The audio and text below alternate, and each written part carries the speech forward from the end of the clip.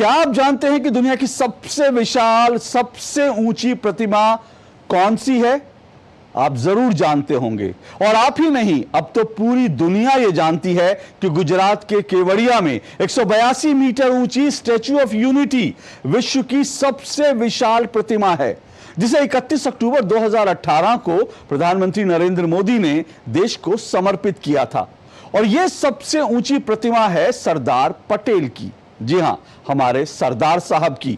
और यह प्रतिमा राष्ट्र को समर्पित करने के लिए 31 अक्टूबर का दिन इसलिए चुना गया क्योंकि 31 अक्टूबर सरदार पटेल का जन्मदिन है। नमस्कार, मैं हूं अशोक श्रीवास्तव। आप देख रहे हैं डीडी दस्तावेज। और डीडी दस्तावेज में आज एक बार फिर सरदार पटेल की जयंती के अवसर पर हम याद करेंगे भारत के लौह पुरुष, भारत को एकता के सूत्र में पिरोने वाले सरदार साहब को।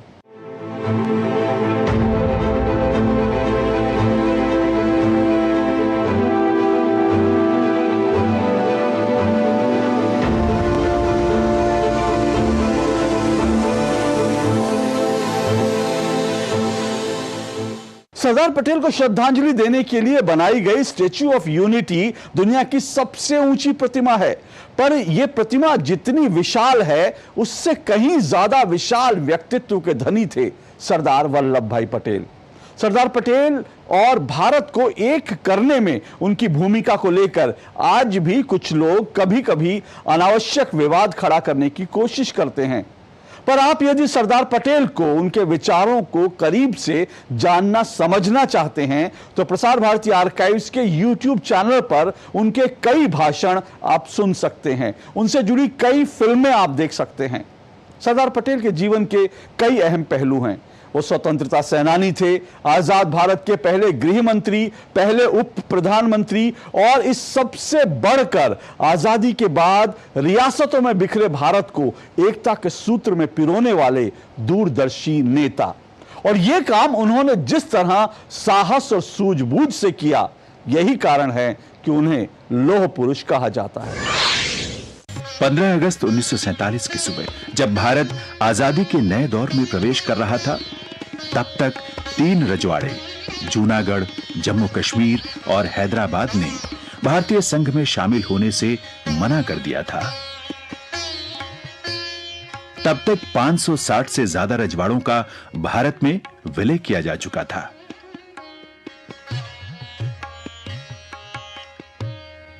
जूनागढ़ रियासत के नवाब को मोहम्मद अली जिन्ना ने उकसाया था, लेकिन सरदार ने ऐसी रणनीति बनाई कि नवाब सब कुछ छोड़ छाड़ कर पाकिस्तान भाग गए।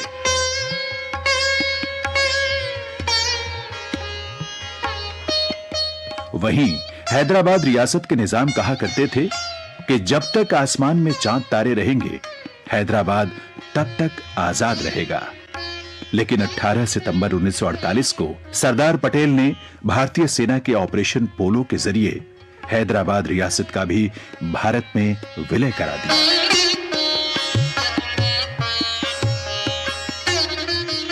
जम्मू और कश्मीर का मामला संयुक्त राष्ट्र में होने की वजह से वो एक अंतर्राष्ट्रीय मसला बन गया था, जिसमें दखल देने से तत्कालीन प्रधानमंत्री पंडित नेहरू ने मना किया था।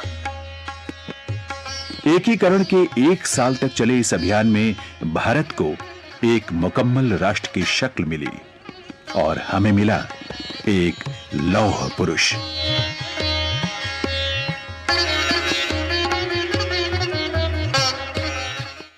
भौगोलिक और भावनात्मक तौर पर भारत को एक करने वाले हमारे पहले उप प्रधानमंत्री और गृह मंत्री वल्लभ भाई पटेल को सरदार नाम बारदोली की महिलाओं ने दिया था।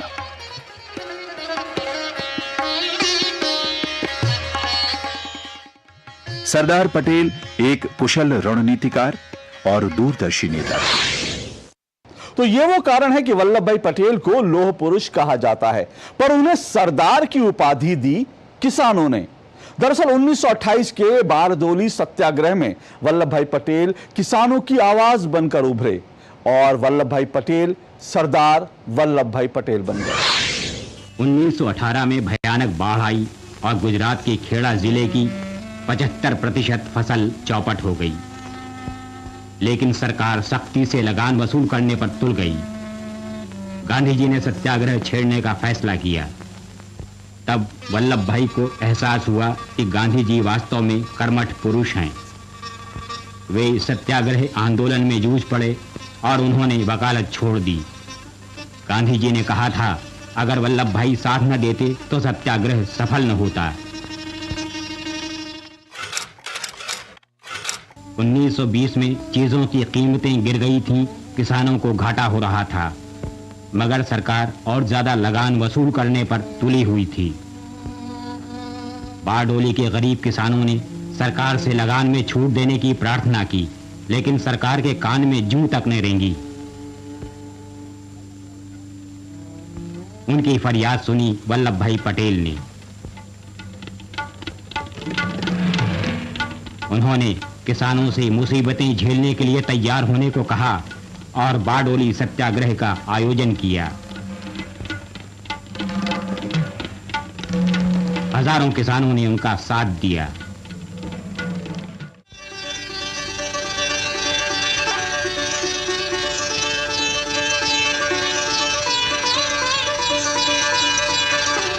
सत्याग्रह सफल हुआ। सरकार पुरानी दर पर लगान वसूली के लिए तैयार हो गई। उसने जांच का आदेश दिया। बारडोली सत्याग्रह के बाद वे सरदार कहलाने लगे।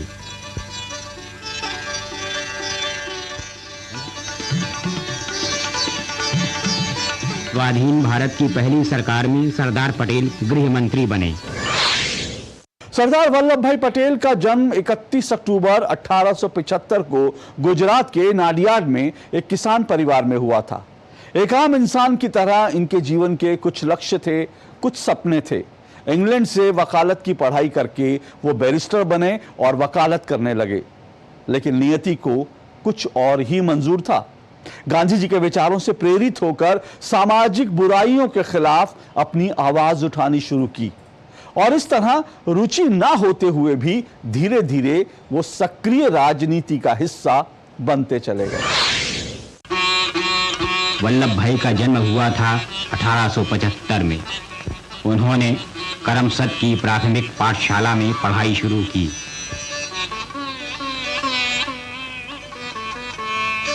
नडियाद में पढ़ाई समाप्त करने के बाद उन्होंने अपना भविष्य बनाने के लिए कठोर परिश्रम किया। पुस्तकें मांग मांग कर अध्ययन किया और वकील बने। पिताजी ने गोधरा में वकीलात शुरू की। 2 साल में उनकी सुपुत्री मणिबेन ने कहा, पिताजी ने पूरी तैयारी भिलाई जाने की बैरिस्टर होने के लिए। ताऊ जी ने कहा कि पहले मुझे जाने दीजिए, बाद में मैं जा नहीं सकूंगा। पिताजी मान गए और उनका वहाँ का सारा खर्चा का बोझ आपने उठा लिया। कोर्ट में एक केस चला रहे थे जिसमें फांसी की सजा होने का संभव था। तब माता के देहांत का तार आया। जब वे हत्या के एक मामले में पैरवी कर रहे थे, तब उन्हें अपनी पत्नी के देहांत का तार मिला। वे तार को जेब में रखकर पैरवी करते रहे। उन्होंने कहा कि एक की जिंदगी तो गई, दूसरे की तो बचा लें, और उनका मुवक्किल साफ बच गया। जब उनके भाई इंग्लैंड से लौटे तो वल्लभ भाई के जाने की बारी आई। वे लंदन गए। तब दक्षिण अफ्रीका में श्री मोहनदास करमचंद गांधी इस उधेड़ बुन में थे कि मानव अस्तित्व का नैतिक आधार क्या होना चाहिए। वल्लभ भाई 1913 में भारत लौटे और अहमदाबाद में उन्होंने वकालत शुरू की। तब भारतीय नेताओं की सरगर्मियों से उनका कोई वास्ता न था। तब आए गांधी जी।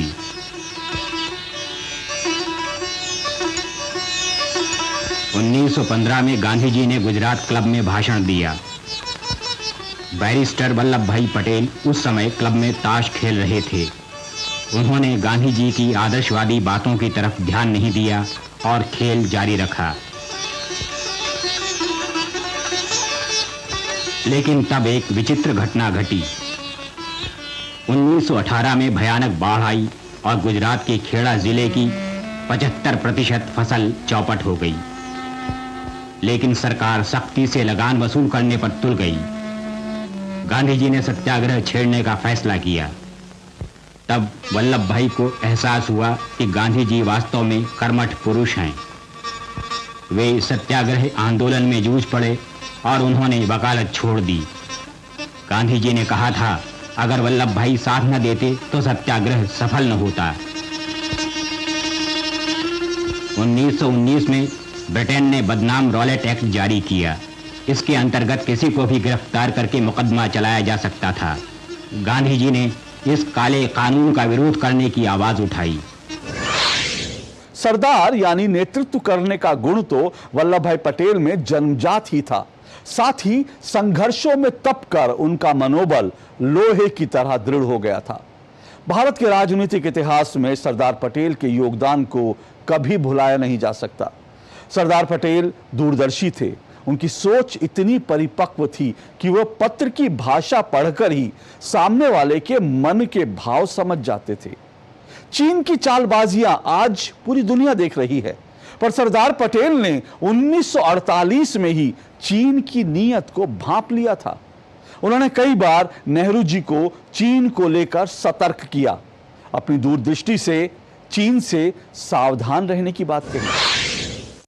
सरदार पटेल का व्यक्तित्व बर्फ से ढके एक ज्वालामुखी के समान था। भारत को एकजुट करने में उनके इसी व्यक्तित्व और नेतृत्व क्षमता का योगदान था।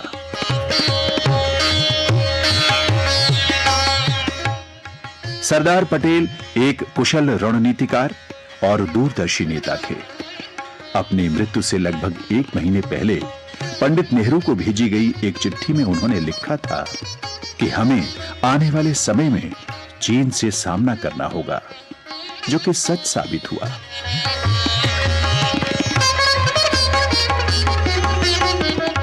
इक्कीसवीं सदी के आज के दौर में सरदार वल्लभ भाई पटेल की जरूरत कश्मीर से लेकर उत्तर पूर्व तक की समस्याओं से लड़ने में है।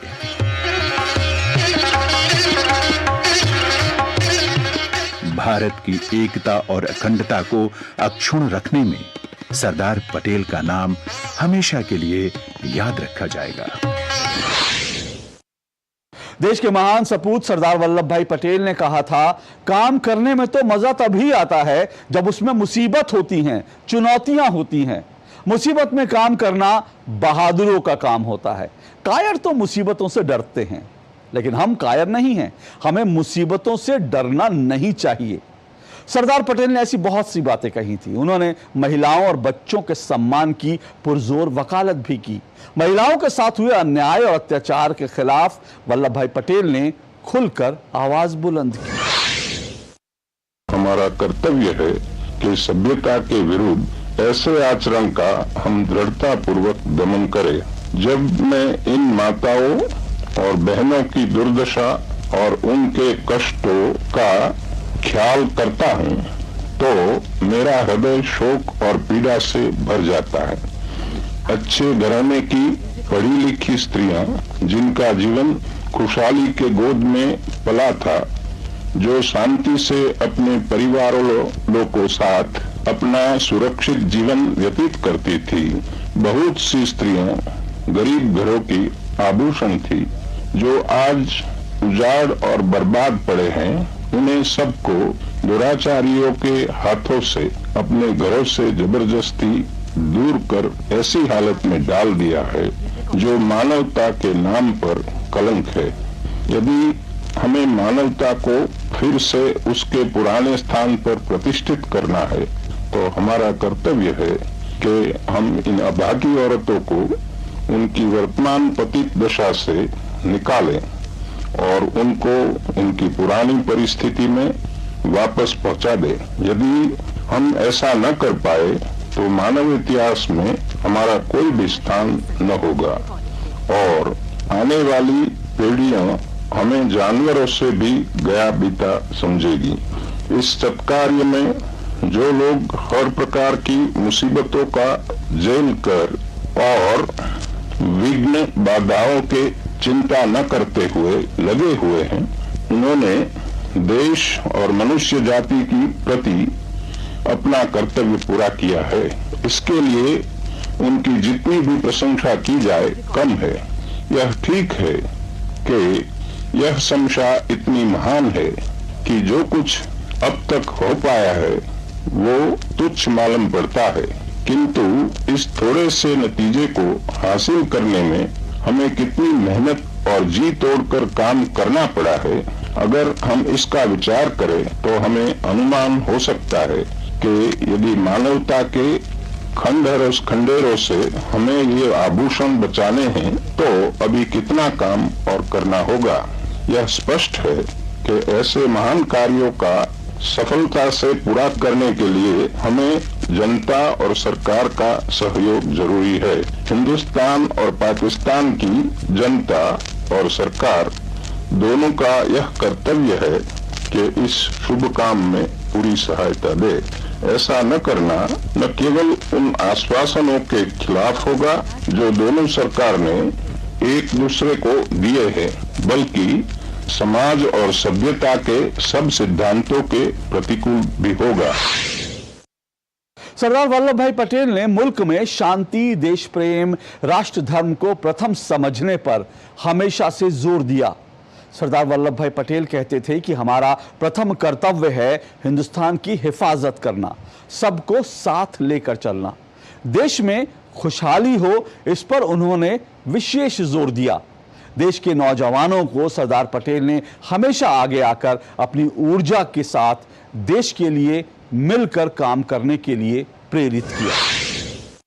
प्रत्येक नागरिक का कर्तव्य है कि वो अनुभव करे कि देश स्वतंत्र है और देश की स्वतंत्रता की रक्षा करना उसका कर्तव्य है। एक विकासवान भारत की तस्वीर उनकी आंखों में स्पष्ट थी। हम हिंदुस्तानी हैं और हमारा प्रथम कर्तव्य हिंदुस्तान की हिफाजत, हिंदुस्तान की रक्षा और हिंदुस्तान की आजादी को तो उसकी अच्छी तरह से शोभे जीते इस तरह से बनाना तो सबको साथ लेके ऐसे राष्ट्र के पर्व पर जो पहले हमने जब आजाद थे जो खुशहाली थी उसी प्रकार की खुशहाली हो, इस प्रकार मुल्क को उठाना हो, मिलजुल कर काम करना। मेरी उम्मीद है कि अब मुल्क में कोई ईर्ष्या का, जहर का, कोई इसी प्रकार की भावना और इसी प्रकार की आबोहवा नहीं रहेगी और सब मोहब्बत करके प्रेम से मिलजुल के अपना काम करेंगे तो फिर वो वायुमंडल ऐसा होगा कि जिसमें हमें मुल्क को उठाने के लिए बहुत मौका मिलेगा। सरदार वल्लभ भाई पटेल आजाद भारत के पहले उप प्रधानमंत्री थे। 1991 में सरदार वल्लभ भाई पटेल को भारत रत्न का सम्मान दिया गया। 1948 में आजाद भारत की पहली सरकार के 1 साल पूरा होने पर उन्होंने रेडियो के माध्यम से जनता को संबोधित किया और उस वक्त देश की जो स्थिति थी उससे देशवासियों को अवगत कराया। उनके कठोर व्यक्तित्व में संगठन कुशलता और राष्ट्रीय एकता के प्रति अटूट निष्ठा थी। आइए 1948 में उनका जो भाषण था उसको सुनते हैं प्रसार भारती आर्काइव्स पर, जो आज भी मौजूद है। कई लोग कहते हैं कि आजाद हिंदुस्तान जितनी स्वतंत्रता लोगों को मिलनी चाहिए इतनी देने में झिझकते हैं और कुछ ऐसे कड़े कानून बनाते हैं जिसके वजह से आजादी पर तराप होती है। हमें कबूल करना पड़ता है कि ये बात कई दर्जे तक सही है, लेकिन आपको ये मानना पड़ेगा कि आजादी जिसने दिलवाई, इनका खून करने में भी हमारे मुल्क में ऐसे आदमी पड़े हैं कि जिसको संकोच नहीं हुआ, शर्म नहीं हुई। वैसे लोगों के लिए या तो परदेशी संस्कृति इधर लाने के लिए, आर्थिक परदेशी संस्कृति लाने के लिए, राजकीय संस्कृति लाने के लिए, या वहां का प्रदेश का सोशल स्ट्रक्चर इधर जबरदस्ती ठोकने के लिए जो लोग कोशिश करते हैं, उसको हम ठीक न रखें और उसकी संभाल न रखें तो जो चाइना की हालत हुई, जो बर्मा की हालत हो रही है, जो और आसपास ईस्ट एशिया में हालत हो रही है, वो हमारे मुल्क की हो वो न होना चाहिए, उससे सावधान रहना चाहिए। इसलिए पहला हमारा कर्तव्य हिंदुस्तान की स्थिरता संभालना, और उसमें हम गलती करें तो हम आगे बढ़ ही नहीं सकते हैं। इसलिए एक तो हमारा मजबूत एक मध्यस्थ सरकार, और दूसरा हमारा मजबूत फौजी इंतजाम। वो दो चीज न हो तो हम कुछ काम कर नहीं सकते हैं। इसलिए यदि मजबूत फौज रखनी हो तो उसके लिए जितना आर्थिक बंदोबस्त करना चाहिए, जितनी इंडस्ट्री चाहिए, जितना उद्योग चाहिए, ये सब चाहिए, खाना पीना चाहिए, ये सब चीज चाहिए, तो हमें मुल्क में हर आदमी का साथ चाहिए। तो मैं इस मौके पर हिंदुस्तान की जनता को हृदय से अपील करता हूं कि आपको भारत की सरकार को जितना साथ देने की ताकत हो वो सब दिल से देना।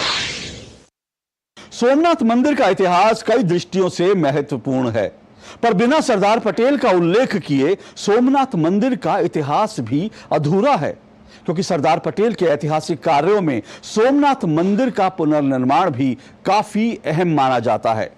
साल 2001 में सोमनाथ मंदिर के पुनर्निर्माण का स्वर्ण जयंती समारोह हुआ। तत्कालीन प्रधानमंत्री अटल बिहारी वाजपेयी की सरकार में गृह मंत्री रहे लालकृष्ण आडवाणी ने सरकार से आग्रह किया कि सोमनाथ मंदिर की स्वर्ण जयंती का समारोह सरदार वल्लभ भाई पटेल की जयंती के दिन ही मनाया जाए, और यही हुआ भी। उस दिन लालकृष्ण आडवाणी ने इस मौके पर सरदार वल्लभ भाई पटेल के एक भारत श्रेष्ठ भारत के ऐतिहासिक योगदान को याद किया। 31 अक्टूबर सरदार पटेल जयंती के अवसर पर हम ये स्वर्ण जयंती का कार्यक्रम मनाएंगे। आज हम सब के लिए बहुत आनंद की बात है कि प्रधानमंत्री जी आज हमारे बीच में हैं। सोमनाथ का इतिहास वह कई दृष्टियों से बहुत महत्वपूर्ण इतिहास है। बहुत सारे लोग जानते होंगे कि हिंदुस्तान में जब आजादी आई तो आजादी के साथ साथ विभाजन भी आया, देश के दो टुकड़े हुए।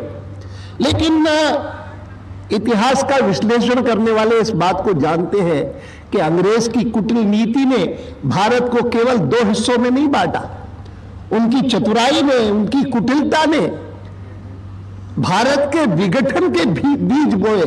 केवल विभाजन नहीं हुआ, हिंदुस्तान के 530 के करीब रजवाड़े थे, उन सब रजवाड़ों को अंग्रेज शासक ने कहा कि हमारे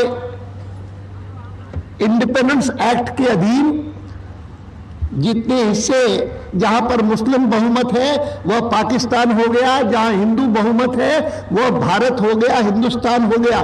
लेकिन ये जो 530 रजवाड़े हैं उनको हम स्वतंत्रता वापस देते हैं, उनकी सॉवरेनिटी वापस देते हैं, सार्वभौमिकता उनको वापस देते हैं। वे चाहें तो भारत के साथ जाए, वे चाहें तो पाकिस्तान के साथ जाए, और वे चाहें तो स्वतंत्र रहे, किसी के साथ जाने की जरूरत नहीं। अर्थात कि हिंदुस्तान का केवल विभाजन उन्होंने नहीं किया, लेकिन हिंदुस्तान के विघटन के बीज बोए। यह तो देश का सौभाग्य था कि सरदार वल्लभ भाई पटेल जैसे नेता हमको प्राप्त हुए कि जिन्होंने इस कल्पना को सर्वथा निरस्त करके दिखाया। सरदार पटेल की ईमानदारी ऐसी कि उनके निधन के बाद बहुत खोजबीन किए जाने पर भी उनकी निजी संपत्ति के नाम से कुछ नहीं मिला, लेकिन उनके प्रति देश की श्रद्धा और सम्मान का खजाना उतना ही समृद्धशाली था। यह उनकी महानता का प्रमाण है। फिलहाल हमारी पूरी टीम को इजाजत दीजिए। नमस्कार।